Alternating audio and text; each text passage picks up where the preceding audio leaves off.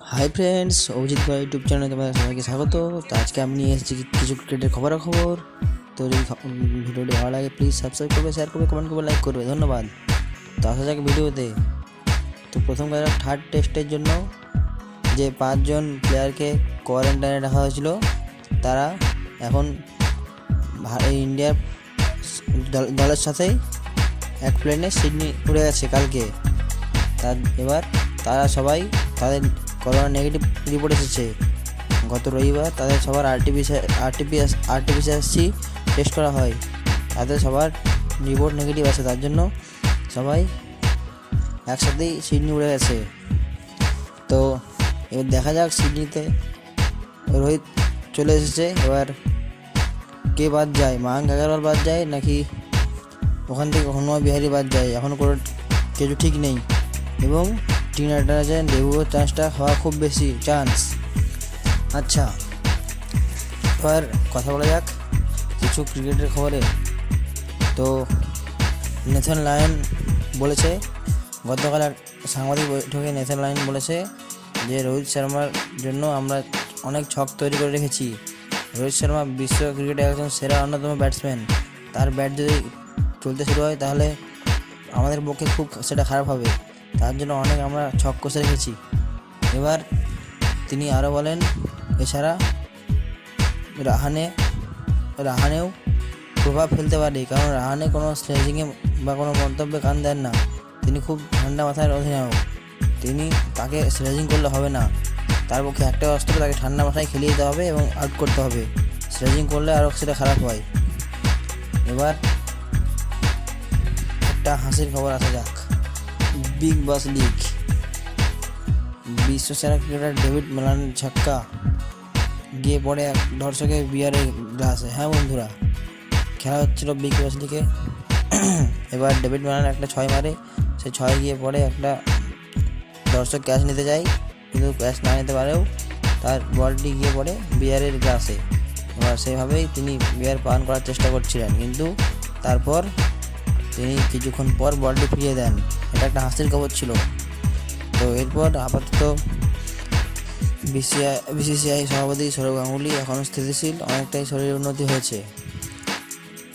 তো এরপর আসা যাক কেন উইলিয়ামসনের কথায়। নিউজিল্যান্ডের অধিনায়ক কেন উইলিয়ামসন, তিনি back to back double century করে চলেছেন।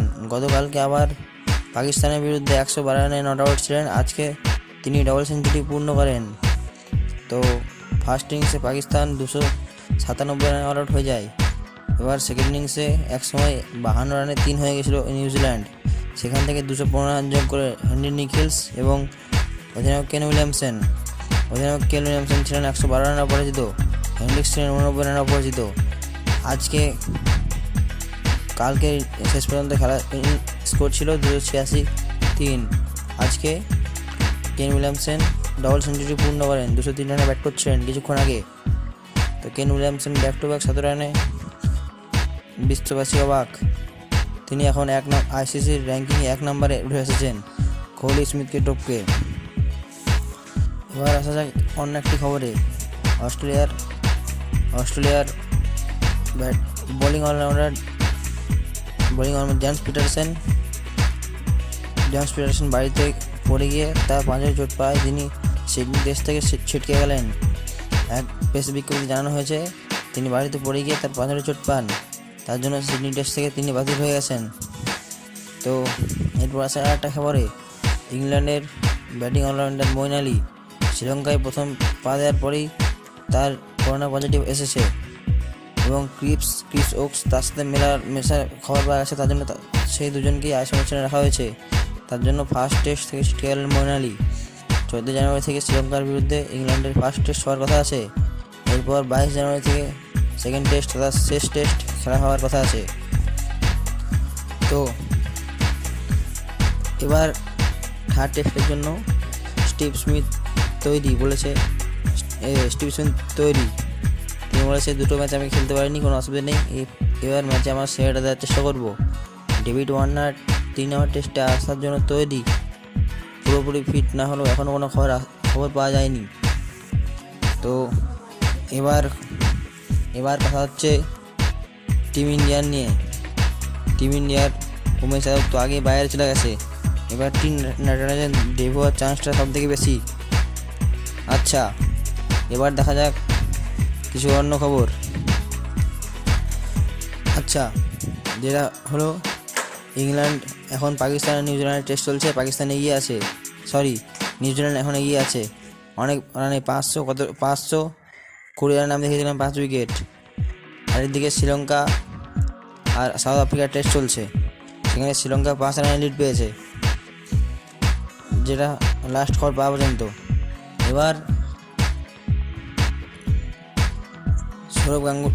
সুরেশ রায়না তার একটা ভিডিও শেয়ার করে তিনি বলেছেন যে প্রাক্তন ভারতীয় অধিনায়ক মহেন্দ্র সিং ধোনি 15ই আগস্টের দিন সন্ধ্যা 7:29 রিটায়ারমেন্ট নেওয়ার সময় তিনি তার কিছুক্ষণ পরে রিটায়ারমেন্ট নেন, কারণ তিনি বলেছেন আমার ধোনির বন্ধুত্বটা একটু অন্যরকম, আমরা দুজনেই অনেক বছর দলের হয়ে খেলেছি এবং IPL একসাথে খেলেছি, তার জন্য এটাই আমি ভেবেছিলাম আমার ভালো সময়, তার জন্য আমি রিটায়ারমেন্ট নিয়েছি। এরপর আসা অন্য একটি খবরে সুরেশ রায়না বলেছেন সচিনের সাথে অনেক দিন তিনি খেলেছেন, কিন্তু 2012 সালে এশিয়া কাপে বাংলাদেশের বিরুদ্ধে যখন সচিন তার 100তম সেঞ্চুরি করে তখন নন স্ট্রাইকে দাঁড়িয়ে ছিলেন রায়না, তখন রায়না সচিনকে বলেছেন এটাই বাকি ছিল, ওয়েল ডান। তখন সচিন বলেন আমি এটার জন্যই তো আশা করেছিলাম, এটা করতে করতে আমার চুল পেকে গেল। তো এটা হচ্ছে একটা হাসির খবর। তো